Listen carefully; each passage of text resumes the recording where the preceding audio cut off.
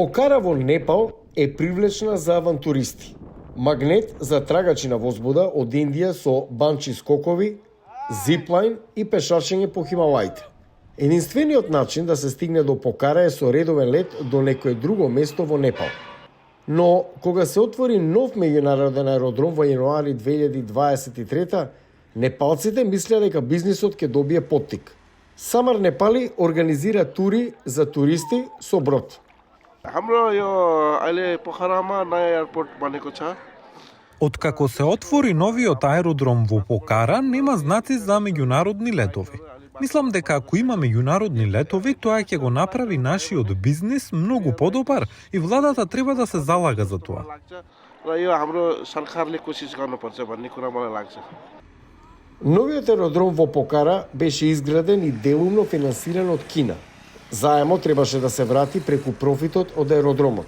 До денес на аеродромот нема редовни меѓународни летови, а бројот на патници е драстично помал од очекувањата. Туристичкиот совет на Покара потсетува дека оваа туристичка индустријска гранка лобирала за аеродром со децении. Меѓународен аеродром е спас не само за Покара, туку и за западниот регион.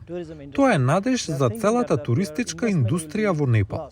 Бидејќи отплатата на заемите треба да започне во 2026, многумина се загрижени дека Непал може би станал жртва на така наречената кинеска дипломатија со замка за задолжување. Други кинески инфраструктурни проекти во земјите во развој се под лупа во последните неколку години поради скапа и лоша инфраструктура на крајот, но и преголема задолженост за барателите на заем.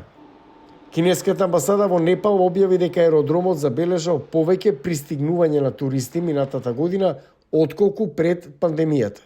Ги нарече ваквите обвиненија како наративен притисок, креиран да ја загрози соработката на Кина со други земји во развој. Еден експерт за надворешни работи вели дека Непал станува се повнимателен кон инфраструктурните проекти финансирани од Кина и гледа кон заеми од други земји. Светската банка е подготвена да ги финансира нашите инфраструктурни проекти. Европските банки се подготвени да финансираат.